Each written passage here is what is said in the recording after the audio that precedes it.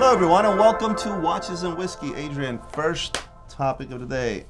Where's the whiskey? I'm feeling bourbon today. You okay with that? I'm cool with that. I'm going to go with Jefferson's Ocean Aged at Sea. It's a good value for the money. Yeah, how much is a bottle? It's under $100. Okay. I think this bottle is, I'm going to say $70 or $80, something like that. And I like Jefferson's. Jefferson's Reserve is really, really good. This aged by the sea stuff does taste a bit different. So you let me know what you think. I don't have my sense of smell still, by the way. I do have my sense of taste though. Still haven't lost your sense of humor though. No, thank God for that. Thank God for that. All right. Cheers. Cheers, my friend.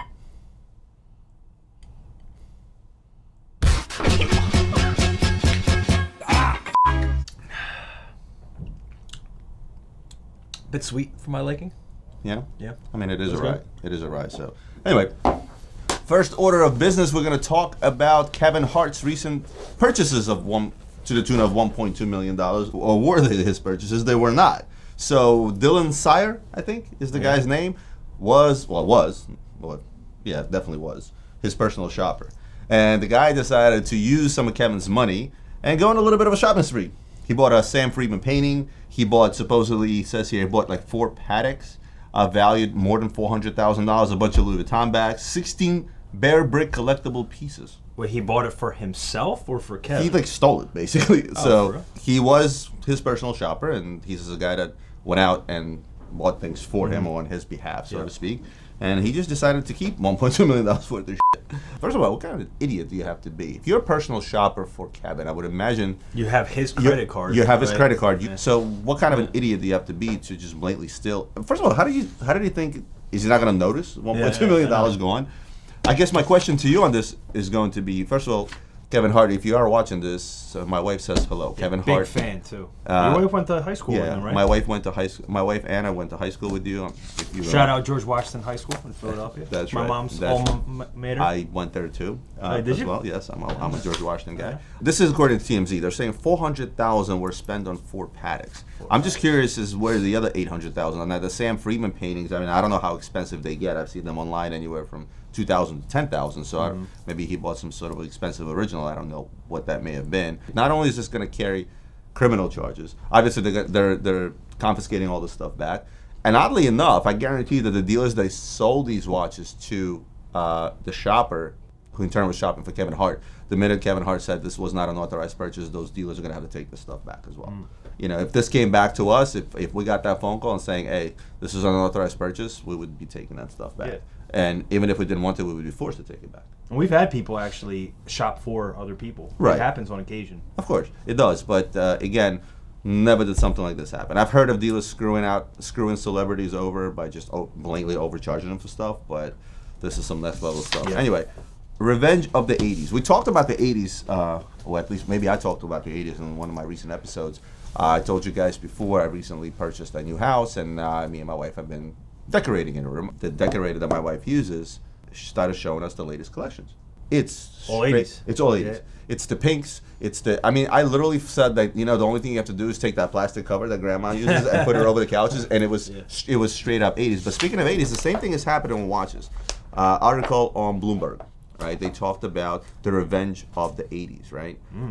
Again, it was dominated by colorful quartz-powered watches. That's what the 80s, at least early 80s, right? Swatch watches were certainly dominant.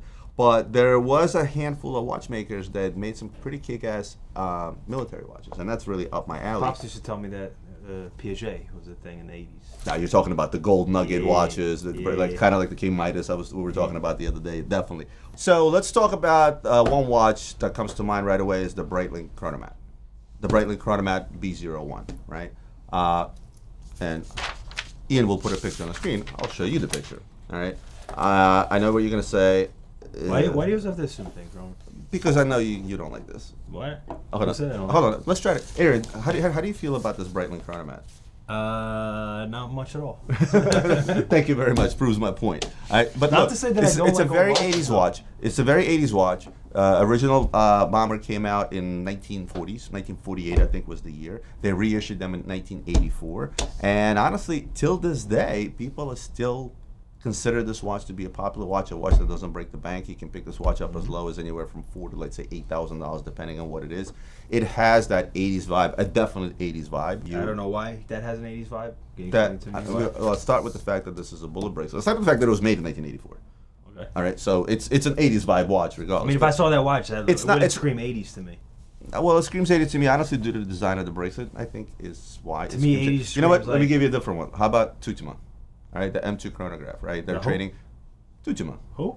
The Tutuma. Do they still exist? Oh yeah, the brand still exists, Oh, right? really? Again, you want to talk about 80s Does that vibe? close out $12 on a dollar? There might be, but look at this watch. Does that not scream 80s for you?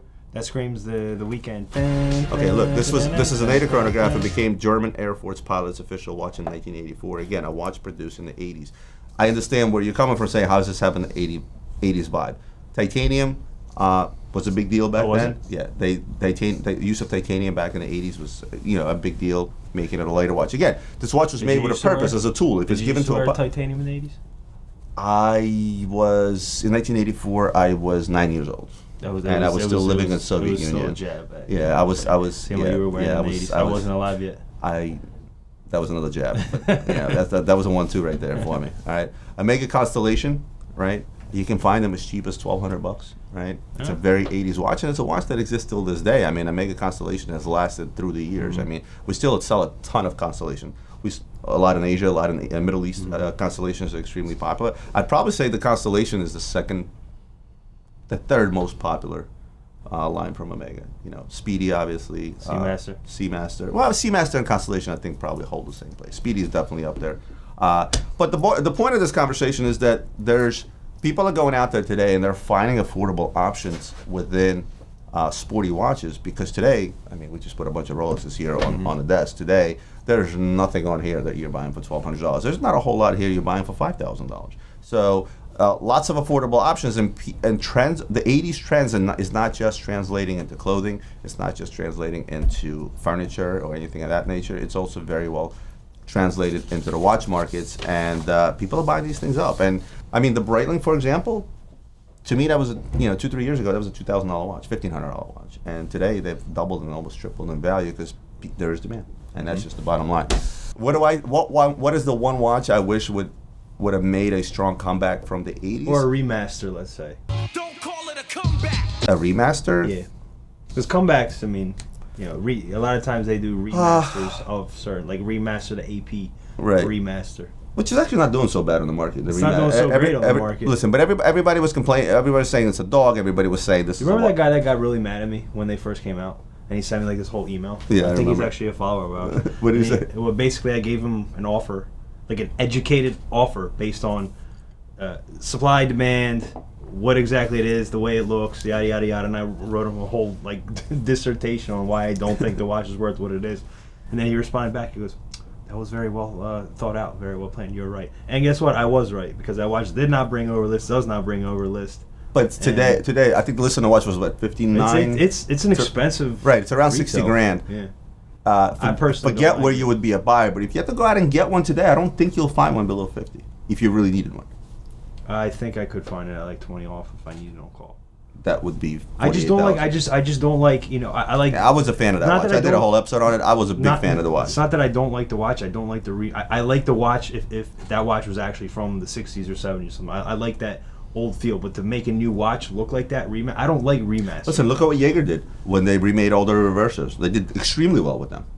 When they remade every time they remake a reverso, they make a tribute to a reverso going back to the 1920s.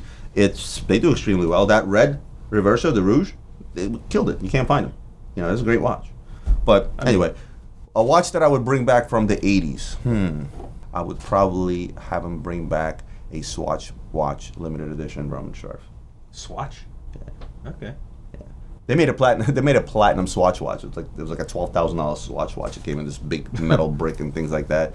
And I had a few of those. I sold them for like So $4 or $5 that's grand. the brand that you would choose. No, I would not. I would have to. No, I would not. I would have to go back to. AP made a lot of tantalum Royal Oaks. One of those was for a golf championship. Another one was the Royal Oak tree foundation. It was for charity and things like that. The issue with those tantalum pieces is they made them very small. They were like 33 millimeters, 36 millimeters, right? The watch was tantalum. The bezel was slightly lighter. The center links were slightly lighter. Tantalum is a good-looking material. It's very hard to put forth on the picture, but in person, tantalum is a very, very good-looking material. It's heavy. It's kind of like titanium PVD-ish. It's titanium laminated with Kevlar. A little bit. Yeah, it's like a grayed out titanium, but it's much heavier. It's almost as heavy as platinum. So a tantalum Royal Oak in its normal size, in a 41 millimeter, I would do all day. And that would be the watch I would bring back. And again, bring it up to times, just make it a little bit bigger.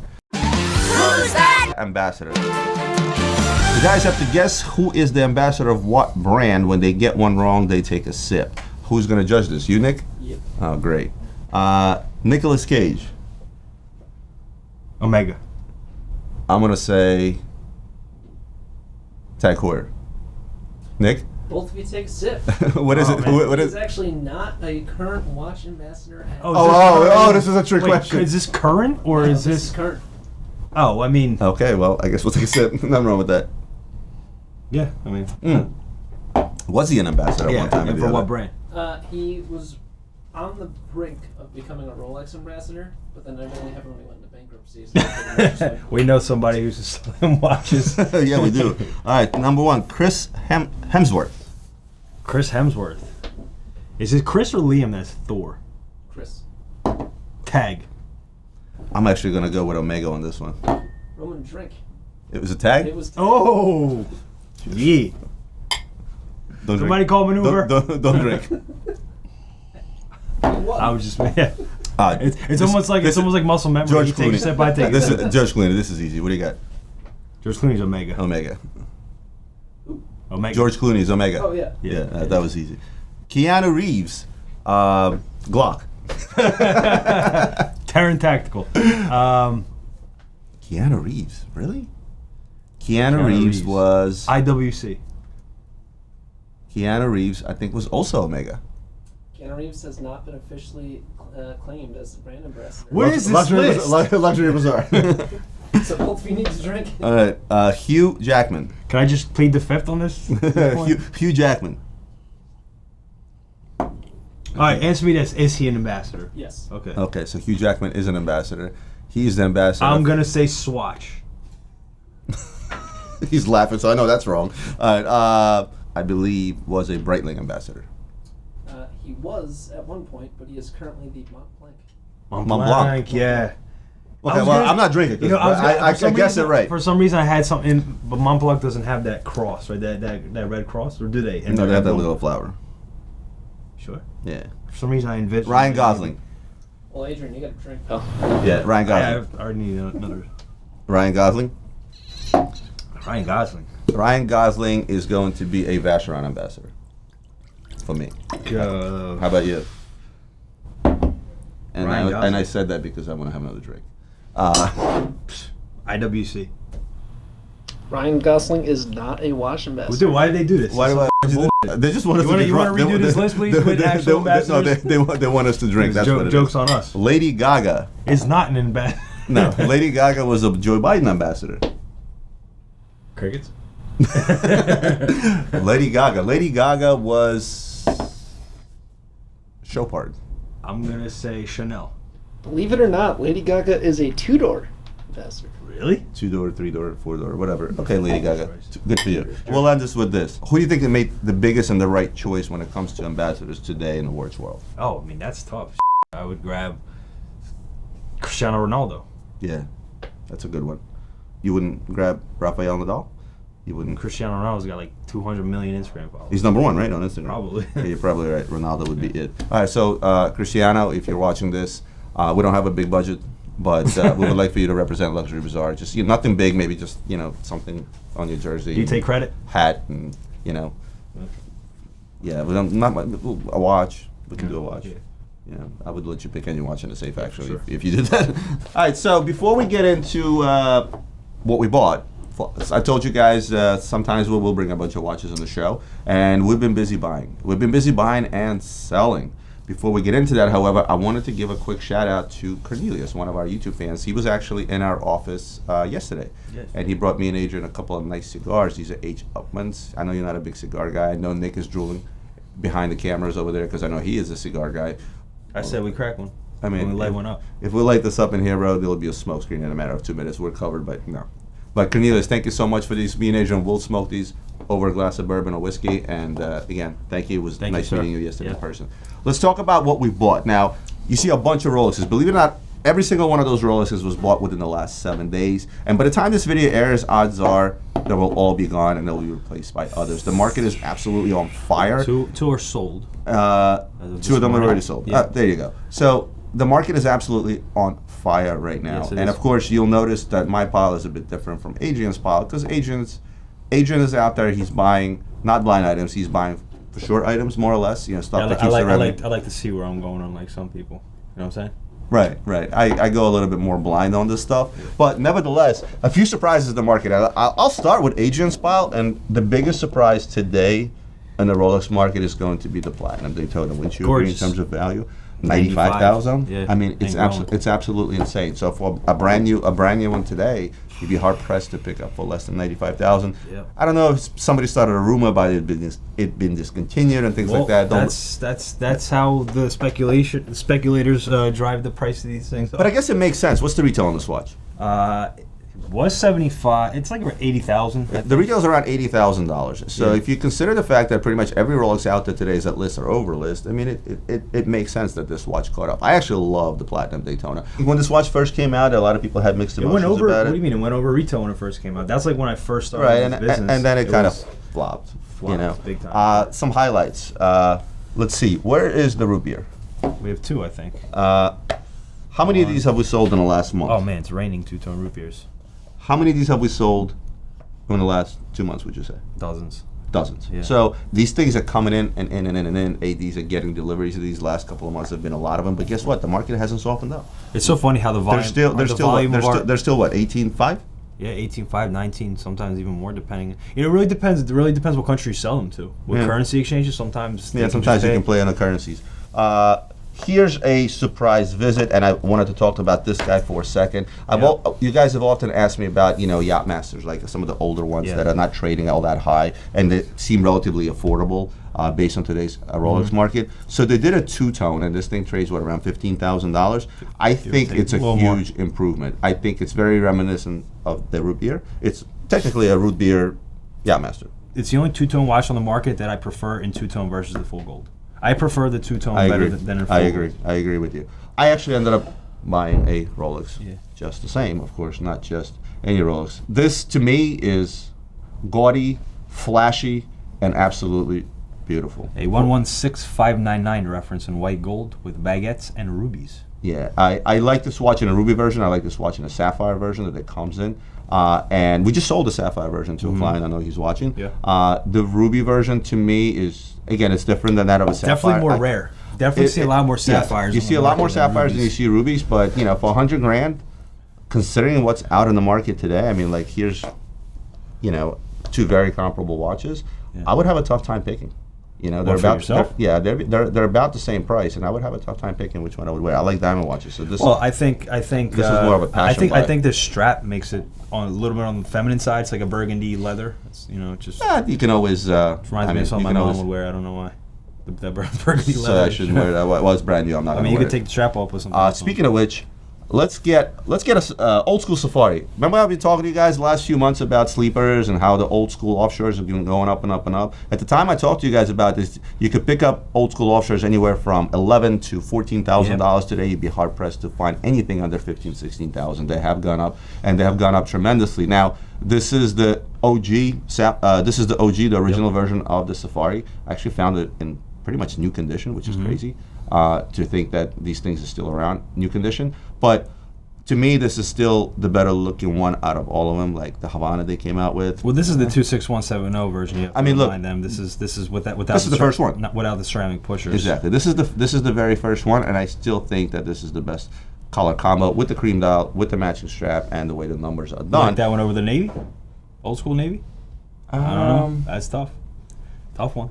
Yeah, I mean, 2 different watches. I love the old school navy. No, I'm saying 2 different watches in terms of the colors. I mean, it's just completely, it's like night and day. Right. The reason I picked this up next is I wanted to show you a Cartier I bought. I have sometimes we have ladies the Cartier that UFO? often wear men's watches. Cartier UFO. Yeah, we have ladies that often wear men's watches, right? And the reason I do that is because there's no size out there. Well, feast your eyes on this lady's timepiece. This thing is bigger than the offshore. Hold on, let's just try to line them up somehow so you guys can see it. That watch is actually bigger. This is the largest ladies' watch that I know to date from Cartier, and this Probably is period. And this makes a very, very bold statement. I mean, this thing retails somewhere around 60 grand mark, trades around that $38,000 price range. Not an easy sell, but also not something that's easy to find if you actually want one of these or somebody actually orders one, which is why I bought it. Zenith. The Defy Chronograph's skeleton. Funny story about this. So me and Adrian were in New York a couple of days ago, and that vlog is actually coming. We went to sell a very expensive watch. I won't spoil it. And we're on the street, and we're trying to buy some things. Every time we go to New York, we want to buy things. Slim pickings, not a whole lot to buy. But I happened to find two of these. Why? Because at $8,500, which is about the selling price that we sell these at, I can't get enough of these because honestly. We talked about alternatives to sports watches and Rolexes. I don't see a single stainless steel Rolex in that stack that's better looking than this watch. This skeleton chronograph Defy is absolutely amazing, both front and back. I mean, it's a gorgeous watch. Sick. We get to the office from New York, and I was walking by Anna's office, and I overheard her buying. I need one. I overheard her buying one of these, and I'm like, wait a minute, I just bought two. She's like, well, too late, I already ordered one. So in the last 2 days, we literally bought 3 of these. One was already sold, and I'm sure the other 2 will be way on their way. Speaking of surprises, money-wise, 15400. Yeah, blue dial. 15400 blue dial. Yes. An insane price. Why? And what are they trading at? With the blue dial, 70,000 plus pending condition. It's insane. Why is it insane? Because this was a $45,000 watch. It's just not so long ago. I honestly, I'm just afraid that some of these Royal Oaks are getting priced out of the market at $70,000. There's a lot of options out there. I mean, this is still a plain Jane watch, but to me, this is pretty amazing in regards to price. Speaking of large ladies' watches, how about a tiny ladies/men's watch? And I'll put these two side by side that you see what I'm saying. This is a 5066, one of the first Aquanauts that were made out there. We picked this up in the 20s, low 20s. It's a watch that now trades anywhere from $21,000 to $25,000, depending how complete it is. And before your time, speaking of when I was starting out, this was maybe a $3,500 watch. And just to see where this watch has gone since then. In fact, this was a watch that nobody would touch because it was small, because it's smaller. And today, with companies going a bit smaller, people are coming back to these old classics because they're still, somewhat People are also affordable. coming back to that because of the hype in Aquanauts overall. Obviously. 5167. Again, the current models will bring up the old stuff. This is a watch I wouldn't touch with a 10-foot pole because of its size. Run through some of the other Rolexes that you bought. Start with the Platinum Daytona. Your market price today. Actually, we sold this for. Let's just call it 95,000 brand new. Sure, 95,000 brand new on the market. We've got a brand new two-tone root beer, 18.5, 19,000 on the market. We have a rose gold 40 millimeter day date 40, which today on the market is around the $40,000 mark. What was the retail on it? The retail is right around there. Okay. We have a 42 millimeter Yachtmaster in white gold, which trades over list. List is about 29,000. It's right there, maybe a little bit more. We have the green OP, 10.5 market price. This is 36 millimeter. This is a 41 OP. 41. We have this, the ceramic Daytona, obviously. 28,000. We have this is the 40 millimeter yellow gold bluesy, which is 36,000 on the market today. And the retail is 39-ish, something like that. We have a 36 millimeter OP yellow, which is right around. Well, I want to take a closer look at that yellow. Yeah. I honestly, we haven't had a yellow one yet. We have a little guy here. We have a hers and little hers. So these guys, the color, the yellow color, I was expecting it to be a little bit brighter, like as I saw them on a Call it the banana. It's more of a mustardy color, would you say? I say banana. Banana. Mustard. We're gonna dub these the bananas. What else you got? We got the Batman. And that's still holding. That's still holding strong at 15. And this is in its current condition with the card. I think it's a 2017 or 2018 card. 16,000. 16,000. So what's a brand new one? Well, they don't make brand new ones with oysters anymore. All right, that's right. What's a Batgirl trading at? Do we have a Batgirl? Brand new Batgirls trade for around 16.5, which we just sold. Yeah. Here we got the GMT Master 2 in stainless steel, just a regular ceramic, not Batman. And in this condition of 2017, we're going to be asking $13,500 for it. Here we got... How does he know that shit off the top of his head? I still don't This is a 40 millimeter sub. Notice how he had to look at that for a second just to make sure what size it is. You can't tell without looking. This is a 40 millimeter sub, brand new on the market today, selling asking $12,000. This is actually one of my. This is what I call a sleeper. This is a 40 millimeter Yachtmaster 40 with the platinum bezel and the rhodium dial. I think that this is an absolute. Well, it's not really much of a sleeper because it actually does trade over list. Where's it at now? This one is around in its condition around $12,000. See, I would rather have the two-tone for it. You know, 15. Or you could just have both. You know what I mean? Right. I mean, it's just I just love the rhodium dial. It's just, another root beer. Now what's this? Two-tone root beer. Here we have a 114-300 reference 39 millimeter, which is around $6,200 on the market. And the retail is what? The retail somewhere around there, or was somewhere. They know. I mean, we're talking about a watch that people that would be pretty much in every Rolex AD's window, you know, at any given time, and now they're trading at list and plus. Here's another 40 millimeter sub. Here we have Explorer. Oh, Explorer. I gotta say, Explorer 2s. They've exploded. They have exploded. They went from 6 to 10 overnight. Especially the white one. The white ones went to 10. They're saying, as we mentioned in our last again, here's saying whiskey, discontinued. Again, nobody really knows. I actually prefer the white over the black, but again, it's chocolate, vanilla, whatever you prefer. But I just think in white with the orange hand just pops so nice, just like the Melgauss. I agree with that. I mean, I do like the black, but I do prefer. If I had to choose, I would go with the white dial. So that's it for Rolexes. And again, the market is absolutely on fire. This stuff goes in, this stuff goes out almost immediately. Now let's talk about some divers that we picked up. What are you wearing? I haven't seen one of these in a long time, simply because... I bought that, by the way. Yes, Roman, goodbye. This is a a stainless steel yellow diver chrono from AP. This was a boutique-only edition. The reason why you picked this up is because of how rare it is on the market. There really aren't many out there. And it's still comparatively still priced reasonably at around $30,000. And I'll tell you, adding the chrono to the diver, I think absolutely makes it a complete different. Well, not for functionality, not only for functionality reasons, but just rarity and it aesthetically just gives it such a better look than I'm going to respectfully disagree. And the reason I'm going to respectfully disagree is because here's the other two divers that we purchased. And to me, I feel like a diver should be just that, a diver's watch. Chronograph and diving, I mean, yes, you do time things underwater. Okay, so if you time things underwater. Yeah, I guess you're right. So quickly tell me market prices on the other two divers, so the blue and so we got 30, we got 19, and we have in its current condition, brand new, around 23.5. So again, still reasonably priced based on market conditions to where you can go and pick up an Audemars Piguet and not pay $48,000 for a blue dial Royal Oak chrono. I think still very reasonably priced.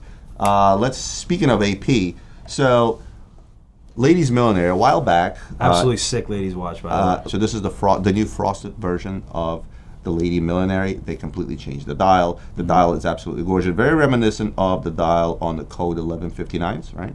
The Perpetual, right? I think it's pretty much the same dial. Aventurine dial, right? I think by adding the frosted on the side of the watch makes this watch pop. Sick. It's absolutely gorgeous. Bracelet. I don't mind it. I don't mind the bracelet. Could they have done something? Well, I think you can interchange it for a strap. Right. So. Obviously, you can put this on a strap, but I like the bracelet. Listen, the retail is $60,000. You know, is it reasonably priced? Who the hell knows nowadays? There's no such thing as a reasonable price anymore when it comes to the watch market, especially when it comes to the hot brands. But certainly a beautiful watch, and again, for the summer, I'd probably try to throw this on like a white rubber strap, even maybe. Or maybe, I don't know. I don't think it exists. The satin, not the satin. They made the satin straps, and they made the high gloss leather straps. You know what I'm talking about, like the one that came in a tuxedo. Yeah. Like that finish on that in white or black or even blue just to match the dial. Yeah. This watch would be pretty sick. But I kind of like it on the bracelet as well. Not a bad watch. Show it to your wife. Let's not. Valentine's Day coming up. That's tomorrow. No, day after. Yeah. No, I'm good. I'll just buy a teddy bear. It'll be a lot cheaper. Speaking of, I always tell you guys, you know, here I bought what Adrian would probably dub as not an easy sell. This is #dog. This is the Arnold All-Star Limited Edition. I talked in the past about Arnold and his involvement with the kids and the after-school programs and things of that nature. And Speaking of ambassadors, you know, he did this with AP for quite a while. This is one of the watches that he made. This was a platinum.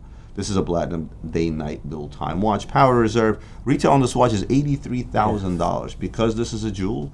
Because, and you would think, oh my God, limited edition and Arnold Schwarzenegger and blah, blah, blah, blah. And no, this watch did not do too well to begin with. But what that means is that it's a value. You know, it's a watch that you're picking up for a quarter of its retail price. Trading in the low to mid-20s right now. And how can I pass up? Beautiful platinum watch, Arnold Schwarzenegger, limited edition. Yeah, it's not going to be the hottest seller. It's not going to be the quickest seller. But like, you know, a stainless steel Royal Oak. You know, again, we're going to go back to the blue Royal Oak. Trades is damn near double of this $83,000 watch. So definitely one of those deals. Last we showed the perpetual IWC in rose gold, my absolute favorite perpetual rose gold black dial. This is probably going to be my second favorite perpetual. So when I saw this, I bought it almost immediately. The white gold blue dial, I can't even pick between the two because they're both so striking in their own right, and they're so different. I wish I had the other one. That was the first IWC perpetual I ever sold back in the day. How much did you sell it for?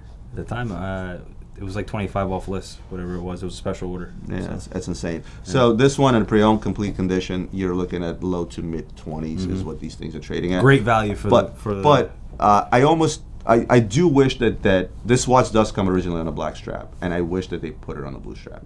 I know blue straps are usually reserved for platinum watches, but lately that's not been the case. But I think this, and you put it on a blue croc, would be absolutely amazing. Just a good looking watch, and yeah, the value is there. Perpetual value, absolutely. Absolutely. It's a fully automatic perpetual calendar in white gold. You know, how can you go wrong for that kind of money? What am I wearing? What are you wearing, Roman? So you guys. I even made a mistake. So Adrian comes to me today. He's like, "Oh, we'll go down. We were in shipping, and some things came in. Adrian's like, "Oh, you bought a white dial for 15202." I'm like, "No, this is not a 15202." And he's like, "Well, what the hell is it?" So I flip the watch over, and immediately, Adrian says, "Oh, wait a minute. This is your stuff. This is the OG A serial Royal Oak from 1972." It's also 39 millimeters, huh? Yeah, that's it's sick. Exactly the same. So with that said, he's like, "Well, what's up with the dial?" Well, here's the story. You guys have seen me show off my 15402 A serial, right? Since I've started the show 2 years ago, I sold that watch off my wrist 3 times over. And I told you this happens all the time. It happens to him. It happens to me. People see something on your wrist, they want to buy it, and some people that want to buy it is someone that you can't say no to, i.e., a good client, a client that's been around for years, somebody that's really hot for the watch. Not necessarily even an older client. It could be a new client that's just, you know, so hot up for something that, you know, they sell me on selling something that I don't really want to sell. I sold that watch 3 times over. At the time I first showed you the watch, I talked about a market value of $40,000 to $50,000. Then the market went up to $60,000, $75,000. The last one I sold for $75,000 today. Today these things bring $100,000, and it's only been 2 years, right? Again, told you so, guys. These vintage pieces, they're becoming more and more scarce because people are buying them and holding on to them, and then out in the market, it's very hard to find one.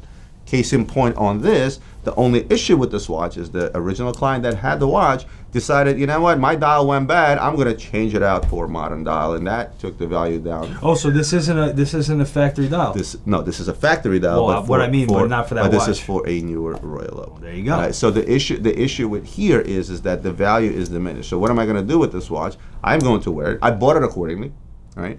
I'm going to wear this watch until I find the correct dial. Those dials are out there, and if anybody has an original A serial, not a service dial, but a regular A serial dial, they can add anywhere from $10,000 to $20,000 for that dial alone.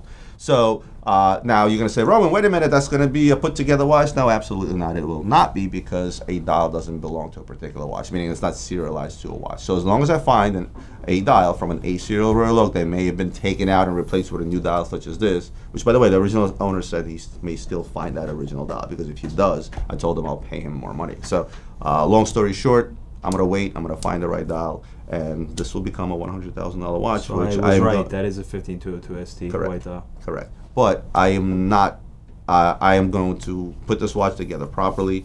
I'm going to get it serviced, and I'm going to wear it for a while until somebody once again takes it off my wrist. But it doesn't matter, because these things just keep going up and up and up. Last but not least, if you want to talk about special Royal Oaks, and this is a shout out to a YouTube fan, I won't mention your name, the pictures of this watch are going to be going out to you right after we finish taping the show. What seemingly is... Oh, wait a minute, Roman, that's a Royal Oak chronograph with a white dial.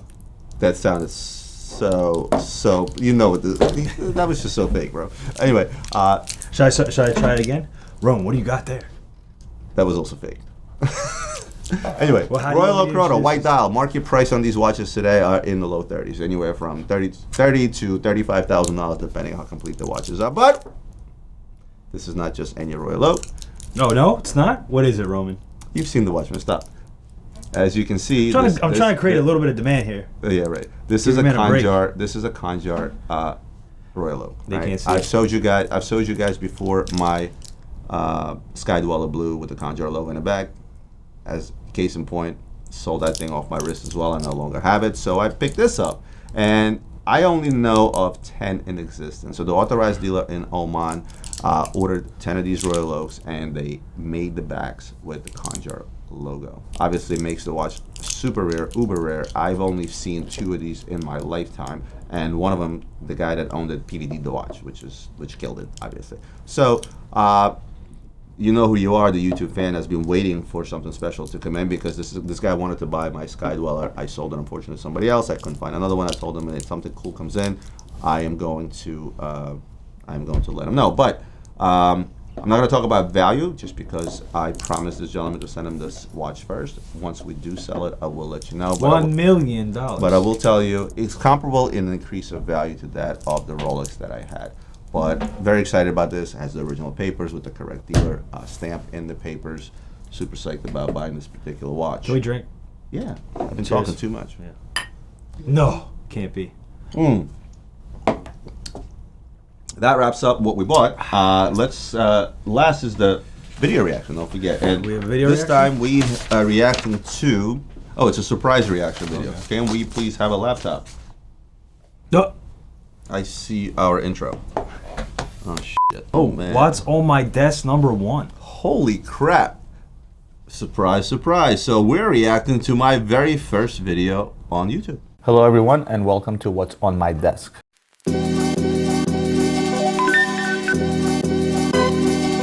You know what though? The intro that me and Ian made, what laid all those watches, I think is still a sick intro. This is something I will not change. Although I don't have a Oh, I beard. remember that 6104. Oh man, what Word. Today I have a few watches that came in that I want to show you guys. This isn't something that I set up. What? You used to not have a beard? Okay, first of all, different set. Right now, Man, you look so right now in my office, I have I get properly mic'd up. Am I mic'd up here, or Ian? Am I mic'd up here, or am I talking to a boom mic? I think that was the shotgun mic, yeah. Yeah, I was talking to a shotgun mic, so the sound is that I don't have lights above me, I don't have lights behind me, so this is just Oh my me Lord. raw and in your face. For pick out specifically, there are at least 5 people responsible for buying pieces in my company, and the stuff ends up on my desk anyway. So while it's here, I figured I'd show you a few things, give you my opinion on what I think about these watches. Now, this is not a nuts and bolts review on these watches. I'm not going to compare them, and I'm going to tell you much about their functionality because all this information is available online anyway. I'm just going to simply show you the pieces and tell you what I think about them. Now, What year was this? this is 2 years ago, so 2 years? maybe a little more now. Like it was- been doing this forever. But if one of the things that you see is obviously, this is the very first video. Now, I may come off comfortable and this, that, and the other, and I am comfortable on camera. I'm comfortable public speaking. I'm Couldn't comfortable. tell. I'm comfortably there. But I remember the feeling that I had when I started taping this. This whole thing started because I started doing Instagram stories and talking about what's on my desk, and then I'm like, you know what, let's make a YouTube series. And people liked the story, and I figured, you know what, let's make a video. But I still had that certain uncomfort, and that certain uncomfort wasn't the fact that, I don't know what I'm going to say, or, how's this, it's, the uncomfort is, well, how's this really going to come out post-edited, and how am I sounding, and things like that. Let's talk about the title of the video The first. M-Box 2. Telling you what I really think about the luxury watches that end up on my desk. But that's the thing, is that's what's on my desk till this day is still the same thing. It's, stuff comes in, you guys buy a bunch of stuff, I buy a bunch of stuff. The length of the title. The length It's of like the pretty telling ridiculous. you what I really think about the luxury watches that end up on my desk. Okay, yeah, I guess you got a point. Roger Oh Dubuis my Potion God. Chronograph, Elise Nardine. How many of those do we Skeleton, sell, the executives? And last but not least, this bad boy, Yeah. the 6104. So I remember that So trade. so That when was a I great when I trade. remember picking those watches, and again, it wasn't like I didn't specifically go out to the vault and say I'm gonna just pick up some kick-ass stuff. This was literally the stuff that came across my desk that week. And Another this- watch that damn near doubled right there. What you're holding. You know what? 6104 That's 6104 is my fucking It's probably sick. one of my biggest regrets of not keeping personally. Grailable? I don't know about grailable, but Huh? regrettable. Grailable. Grailable. sure. What's the market on that today? I was currently looking for one. They Uh-huh. no longer make the 6104G, so Right. We have the rose still, though, right? They do have the rose.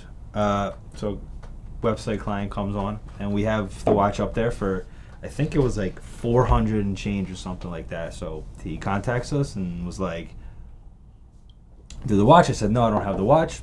Give me your information." Blah blah blah. I was in contact with him for a few weeks. So I went out there looking for the watch, and I found two. How much? 600,000.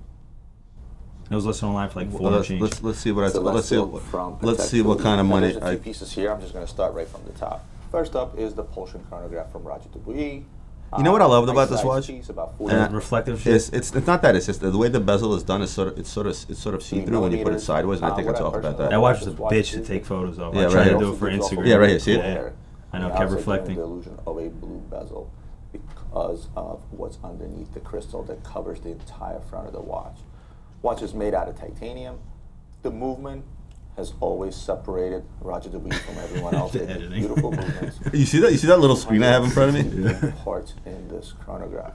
It is an automatic, $500, which I think is a little much for it. The price tag is a little hefty, as it always has been. This 40 thing grand. sells for $39,500, which I think is a little much for a chronograph, if you ask me. And Roger Dubuis has always been notorious for not holding its value really, really well, going back to probably 2000. Yeah, Roger. You look Dubuis. like you have a smaller face without the beard. I think I'm closer to the It's camera like, too. It's like your chin is small. Let's see. What was the next watch I talked about? Next up is what I think is a whole lot of bang for your dollar. The Ulysse Nardin Executive Tourbillon Skeleton. Now the executive model. The executive tourbillon takes it to the skeleton. next We level. sold those Man, many. by the dozens.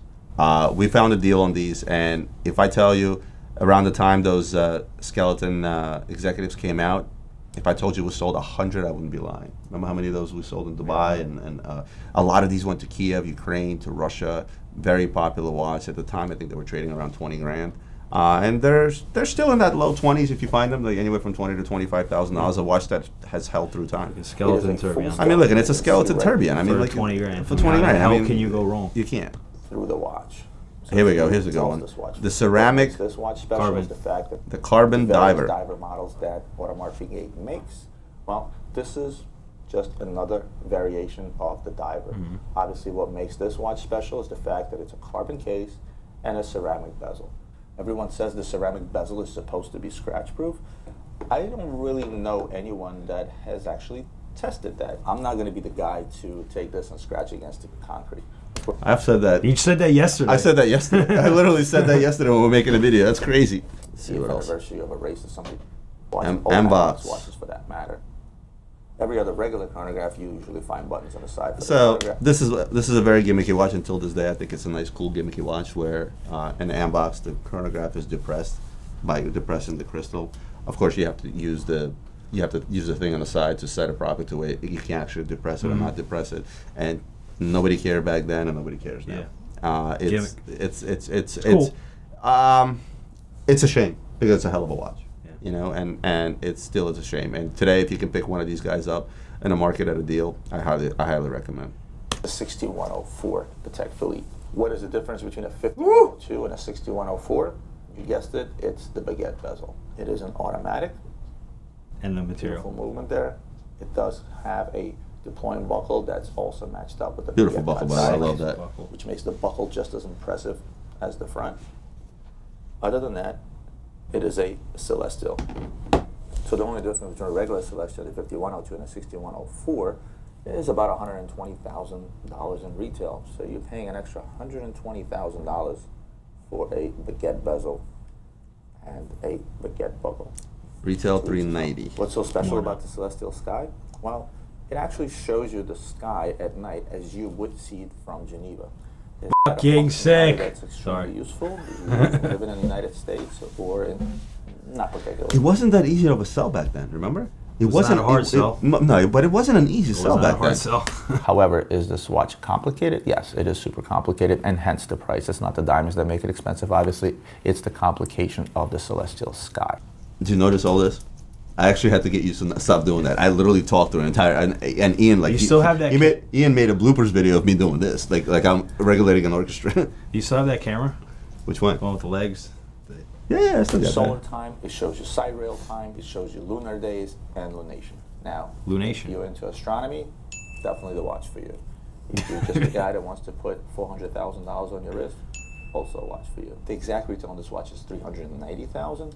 It trades at around the $300,000 mark. Shit. Yeah. At the time, we owned that watch for $265,000. I took it. It was a trade. I remember the $265,000, and you're saying 6? 6. 580 without papers. super I got regrettable. quoted. 580 without papers. Well, guys, I got to tell you something. I think the beard's definitely an improvement. I think the lighting on the set is an improvement. I think the sound is an improvement. I think our production value has gone from 0 to 100 in the last 2 years. At the time I was doing this, it was me and Ian. Now we have me, Ian, Chelsea, you, Nick, Alex from marketing. There's a lot more people involved in this because whatever this very episode started 2+ years ago is what we have today. And if it wasn't for me saying, you know what, screw it, Ian, throw the camera up, I'm just going to start talking, this is what made it happen. How many views does this video have? I'm just curious. 17. 7,332 views. December 12th, 2017. Yeah. Oh, 3 years. So 3 Over years. 3 yeah, years. it's not 3 years. So, what's your reaction? It's actually not as bad as I thought it was going to be. Yeah, I gotta say, but minus your face. Right. But At the price of the 6104. but here's the thing. One thing I will tell you is that nothing has changed. I started this thing to tell things how they are, and I did. Cheers. And I think I was one of the first guys to talk about market prices, what things are trading for, what to expect to pay for things. We continue doing that because that's information you guys like to hear. Oh, yeah, you're the first one to start lying about your margins, right? Yeah, right. Lying about my margins, right? I actually remember that video I did. I actually showed him QuickBooks and I showed him our margins, and people were like, oh, maybe he's not lying, right? It's like, yes. People say it's Photoshop. Listen. There's plenty. Oh, it wasn't. It was my phone going over my screen. But people will notice when you make a hit on the watch. Are there watches out there on which I've made 30, 40, 50%? Absolutely. But are The there watches that I will lost 30, 40, 50%? Absolutely. At the end of the day, it all comes down. It all averages out at the end of the year. But you know what? I want to drink to. I'm going to raise a drink to the first What's on My Desk. That first What's on My Desk is what started this whole thing. I think we've come a long way. We have a lot more subscribers. We have a lot more fans. We have met a lot of new friends, new clients because of this channel. We're going to continue innovating. We're going to continue doing what we're doing. So, guys, thanks for sticking around for 3 years now. This is Watches and Whiskey episode 8. So we're going to keep it going. I can't wait to look back on Watches and Whiskey episode 1. Yeah, the set was I definitely hope worse. I still have hair. You know what? Guys, over under Watches and Whiskey episode when Adrian will lose his hair. Because we talked about it the other day. He goes, I was like, I'm just thinking, I'm like, no, bro. Should I go convertible or should I keep the coupe No. I promised my wife that at least October for the wedding. That All I keep it. We'll drink to that. Guys, thank you for tuning in to another episode of Watches and Whiskey. As always, like, share, subscribe. Any questions, email us both. And we'll see you guys next week.